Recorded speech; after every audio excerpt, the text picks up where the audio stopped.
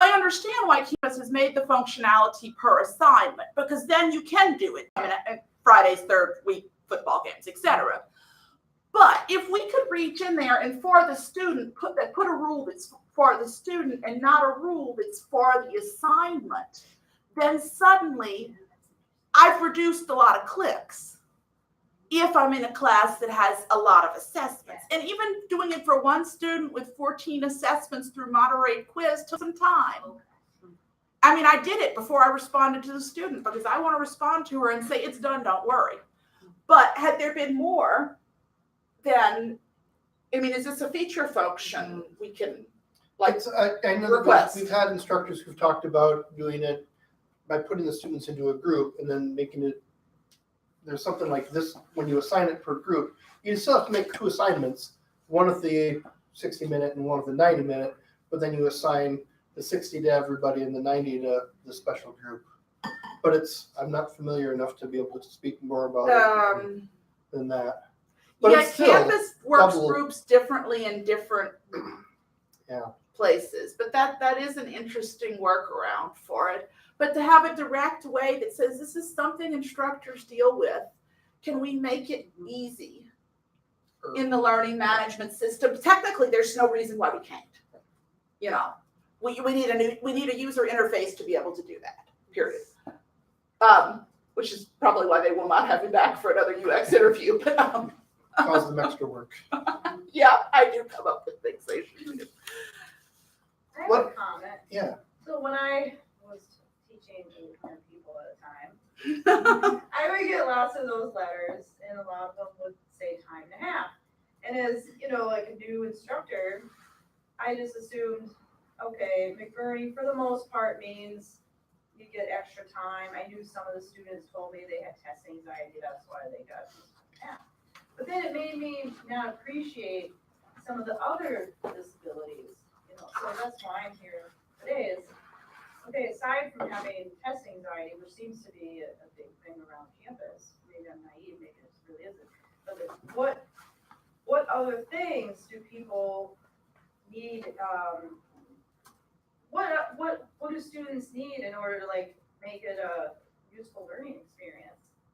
You know, like what are some things that you can do with graphics and text and, you know what I mean? Like, because there's more than just time and a half, but I never really saw anything other than that. And students wouldn't tell me like what their needs were, except for one student said she needed an exam printed larger. But of all the students I ever had, like, I never got much information out of them. And keep in mind it's designed so that they don't have to disclose the whys to their faculty, right? But then that makes, like, I think your average faculty or instructor not care so much about disabilities because you don't really know what it is they need. But if you knew, would you know the difference between the nuances of this hearing disorder versus that hearing disorder? We're not qualified to make judgments based off of that information, is why it's not considered need to know. So other accommodations I've gotten, and in the foreign languages, this gets tricky, is hearing impairment. And so that's where students have told me, having you facing me, looking at me, not turning around to look at the chalkboard has been a tremendous help. That coupled with the fact that I'm loud and Southern. But and I'm thinking about the so when you use it as a virtual chalkboard, I remember Margine had this question with some of the instructors that she was working on using an iPad as a virtual chalkboard. I've always felt there's something that is very performative about, you know, writing on the chalkboard and underlining and being animated, like this is important.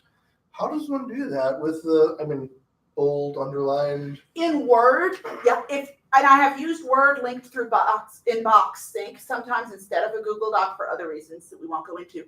But one of them is that you can highlight the text, Control, and either one of your bracket keys. Right. You press it down and it zooms it big, and everybody just. So visual startling. Yeah, or you press it down and you zoom with some of them. You can zoom with your mouse scroll.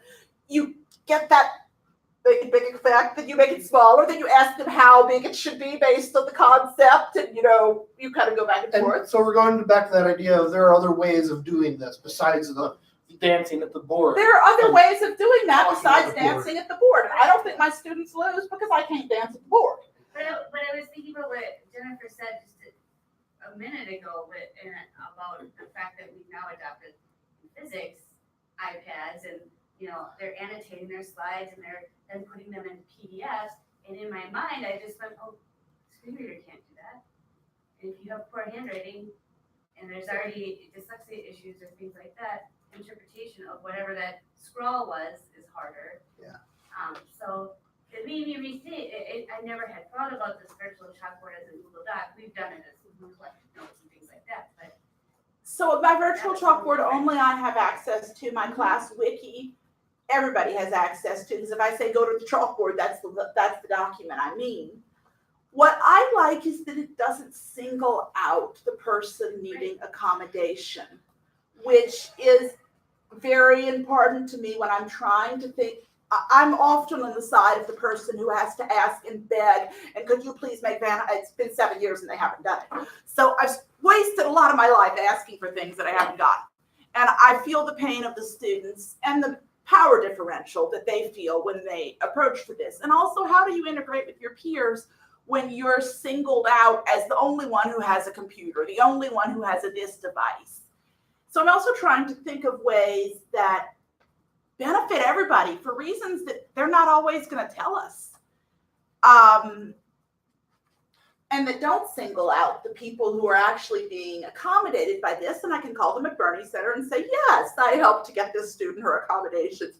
I now will not be providing them because I don't need to. Y'all have a nice day. So I've got a question about that. So if you get to that nirvana state of having a universally designed class where everybody has multiple means of these things, and you get the letter for the time and a half,